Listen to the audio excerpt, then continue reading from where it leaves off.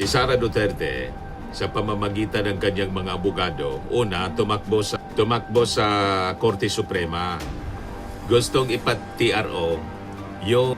Kaya sabi dito sa post niya, ni Jesus Falsis, tumakbo si Sara Duterte sa Supreme Court pero hindi siya pinansin.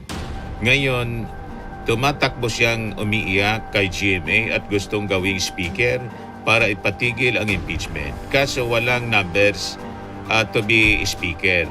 Iyak ulit si spoiled brat. Ang ibig sabihin, hindi nagtagumpay. So tuloy ang hearing. Arroyo has long been part of the second group. The 2022 unit team did not come together overnight. It required alignment across camps. And her network, especially within Lakas CMD and the House, played a role in that consolidation. Nagpapagang mga balita at pagtalakay sa mga isyu ng lipunan. Bulsa! Opinyon, banat at paglalantad sa katotohanan. Bulsa! What you see is what you get. You decide.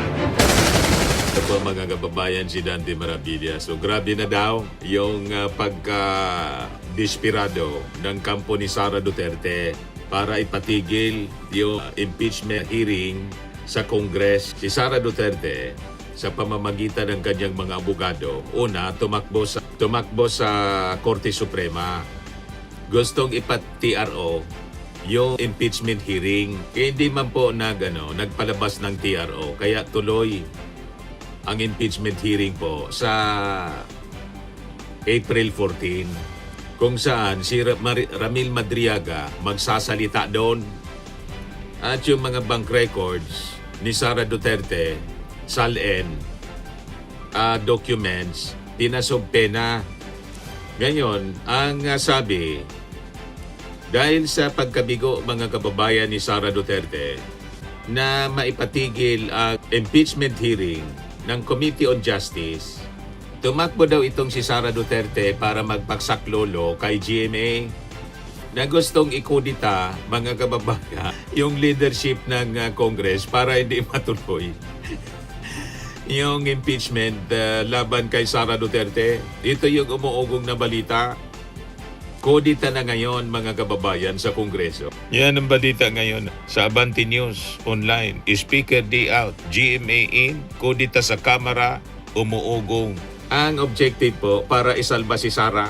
Nakita na ninyo. Sabi ko sa inyo, napakalakas kasi po ng ebidensya.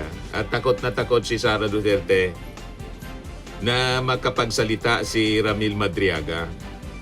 Si Ramil Madriaga mga kababayan ang magko-connect ng dots, connecting the dots doon sa paggastos ng confidential funds at saka doon sa SALN ni Sara Duterte. Kung bakit lumobo yung kanyang SALN, yung kanyang yaman. Kaya sabi dito sa post niya, ni Jesus Falsis, tumakbo si Sara Duterte sa Supreme Court pero hindi siya pinansin. Ngayon, tumatakbo siyang umiiyak kay GMA at gustong gawing speaker para ipatigil ang impeachment. Kaso walang numbers to be speaker. Iyak ulit si spoiled brat. Ang ibig sabihin, hindi nagtagumpay. So tuloy ang hearing. Sabi naman ng isa pang abogadong vlogger na si Attorney Reyes Del Rosario, Gloria Macapagal-Arroyo has always been more than a former president. She operates within power even when she is not the one holding the highest office. In Philippine politics, there are elected leaders and there are those who shape outcomes behind the scenes. Arroyo has long been part of the second group. The 2022 unit team did not come together overnight. It required alignment across camps. And her network, especially within Lakas CMD, and the House played a role in that consolidation. That is why she is often described as kingmaker. Pero dahil sa umugong na kuplat sa leadership mga kababayan ngayon ng Kongreso, gustong patalsikin po si Boji D. Ang tanong na ngayon, kung itong si Gloria Macapagal-Arroyo, kingmaker o co-maker niya? Kingmaker o co-maker? Referring to kudita, pang-agaw ng poder. Doon ang expertise mga kababayan ni GMA. Yung mang-agaw ng poder. Remember yung ginawa niya mga kababayan kay Iraq at kahit sa Congress. Yun din ang ginawa mga kababayan ni GMA. Inagaw kay Alvarez, nakipagsabuatan kay Sara Duterte. Kahit kaalyado ni Digong, pinatalsik si Alvarez bilang speaker. Ngayon, ginagapang mga kababayan yung mga congressmen. Sabi, hindi nagtagumpay. Gustong palitan si Boji D para isalbar si Sara Duterte. Yan ang mga balita ngayon. Kaya ang tanong ni Atty. De Rosario, kingmaker anya o co-maker? Ano tingin ninyo mga kababayan? Alin sa dalawa? Gusto nila kasi mga kababayan, una, iupo si Sara Duterte. Gustong patalsikin si Martin Romualdez para wala na sagabal para sa anumang agenda nila laban sa ating Pangulo. Hindi nagtagumpay kay Martin Romualdez. Yung sa buwatan, ayun, tinawag ni Sara, tinanggal si GMA senior deputy speaker. Tinatalsik ni Martin kasi nabuking yung plano. Tinawag ngayon ni Sara si Martin at tambalos-los. Ngayon sa impeachment naman po, gustong isalba mga kababayan ni GMA daw si Sara Duterte sa impeachment. Gustong i-take over yung speakership. Yan ang umaugo ngayon na balita mga kababayan. Ayan sabi dito sa report ng Abante. Basahin ko po. Boji D. Ikokodita ni Gloria Arroyo. Muling umugong ang nilulutong kodita sa Kamara de Representantes. Matapos sumingaw ang pag-uusap umano ni dating Pangulo at ngayon Pampanga Representative Gloria Macapagal Arroyo at Vice President Sara Duterte. Base sa impormasyon ng Abante, itinutulak umano ni Duterte si Arroyo na muling pamunuan ang Kamara kaya nagkaroon umano ng recruitment ng mga kongresista para patalsikin si Speaker Faustino Boji D. III. Upang maagaw ang liderato kay D, kailangan ng 160 congressmen pataas ang dapat ma-recruit ng mga Metro Manila at Mindanao Sulon. Subalit, hindi pa umabot umano sa 30 ang nagpahayag ng suporta sa pinaplanong kudita. Walang numero po. Hindi umabot sa 30. Si Arroyo ay unang naging speaker noong June 2018 matapos ang matagumpay na pagpapatalsik kay dating House Speaker Pantaleon Bebot Alvarez, kung saan maugong na tinulungan umano siya ni Sara Duterte na nooy mayor pa lamang ng Davao City. Gusto nilang ulitin but failed miserably. Gayon pa man na si Caloocan City Representative Edgar Erice na magtatagumpay ang kudita laban kay D hanggat naghihintay ng biyaya ang karamihan sa mga mambabatas kung saan tanging si Pangulong Ferdinand Bongbong Marcos Jr. ang makakatupad. Mga kababayan, naghihintay daw ng biyaya, sabi ni Erice. Wala yan dahil naghihintay ang mga congressmen ng biyaya ni Erice. Naniniwalang lalong mapopurnada ang mga proyekto ng mga mambabatas kapag pinalitan ang liderato ng Kamara. Susugal kayo sa walang biyaya. Por problema yung kinakaharap. Susugal kayo kay Sara Duterte. Maliban dito, wala umanong problema ang karamihan sa mga kongresista sa liderato ni D na kasapi ng Partido Federal ng Pilipinas, kung saan mayroong 40 miyembro sa kapulungan sa kasalukuyan. Nilinaw ni Erice na kahit magpalit ng liderato sa Kamara, ay mananatili pa rin umano ito sa minorya bilang miyembro ng Liberal Party. Ayaw ko kay Marcos at ayaw ko rin kay Sara dahil sa isyu ng dynasty at war on drugs, kaya hindi ako sasali dyan sa kudita kung meron man, ani Erice sa panayam ng Abante nitong Huwebes. Sumingaw po ang intensyon para isalba si Sara Duterte. Malabo, tuloy mga kababayan ang bloodbath. Yun ang wish ni Sara. Bakit siya umiiwas? Hindi siya mga kababayan pinaburan ng Korte Suprema ngayon kasi yun ang iniling niya ng kampo niya last year. Diba? Bigyan ng due process. Ngayon na binibigyan ng due process ng Congress, tumakbo naman siya para ipatigil yung due process. Ngayon, mga kababayan, out of desperation, si GMA ngayon yung kanyang kinausap. Sabi dito sa mga umuugong na balita, para ikudita si Boji D. Pag mapalitan si Boji D, wala nang impeachment hearing na mangyayari sa Congress. Yun ang kanilang strategy. They failed, mga kababayan. Hindi mag-30, hindi umabot sa 30 yung nakuha.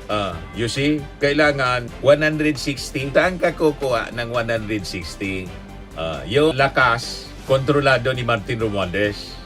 Wala nang influensya si GMA. At saka yung Partido Federal na may 40 members, kontrolado ni Bojidi na kaalyado ng lakas. Ang nag-endorse kay Bojidi mismo si Martin Romualdez. Yung NUP, mga kababayan, yung mga reklamo ng NUP, sinolusyonan na ni Majority Leader Sandro Marcos, si Ronaldo Puno, yung hindi marilisan ang pundo sa distrito. Sinolusyonan na. Wala talagang pag-asa, mga kababayan, na magkaroon ng change of leadership para lang isalba si Sara Duterte. Kaya nabigo, mga kababayan, yung kudita. Tuloy ang bloodbath. Harapin mo na kasi, Sara Duterte, kung malinis ka, wala kang tinatago.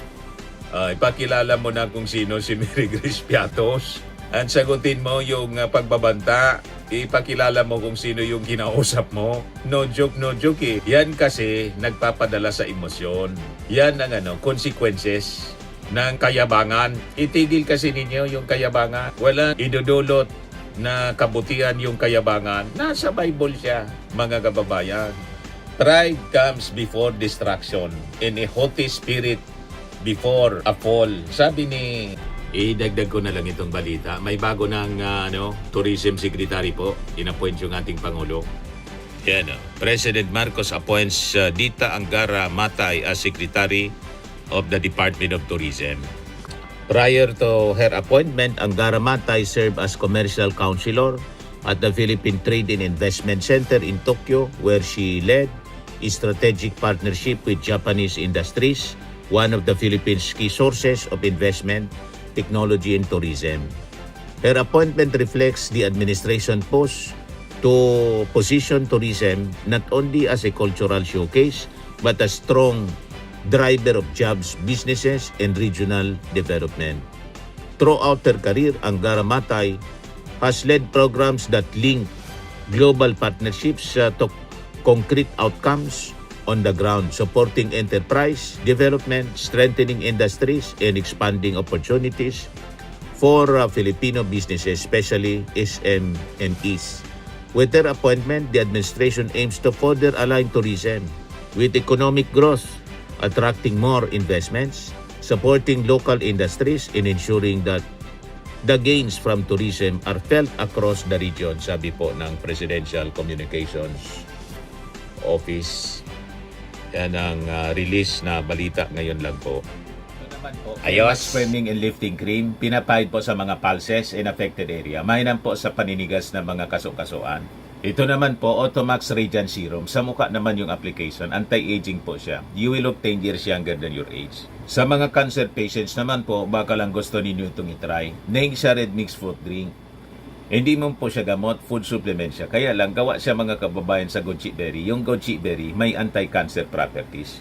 O ngayon, yung mga inquiries ninyo, dumiritso na lang kayo sa aming messenger sa Facebook para masagot namin agad. Ayos pa? Ayos na ayosan niya, Mr. Maravilla. Sa mga naghanap po ng malinis and spacious fitness gym, pumunta lang po kayo sa aming Colossal Fitness Gym. May Grab car rental din po kami. But anyway, ito po pala yung aming bagong product na binibenta online. I am worldwide amazing pure organic barley powdered drink mix from Australia. Negosyo to ng aking anak na architect entrepreneur Riz Maravillas. Ayan po. Kontakin na lang po ninyo siya, Riz Maravillas on Facebook. Ang mga health benefits niya, boost immunity, improves digestion, enhance energy levels, packed with antioxidants, prevent cancer. Ito naman po yung bago naming product na binibenta online. Eye Glow Serum, whitening po siya. Tingnan ninyo yung epekto sa aking anak na architect before and now. Yung mga inquiries po ninyo, dumiretso na lang kayo sa kanyang Facebook account, Riz Maravillas.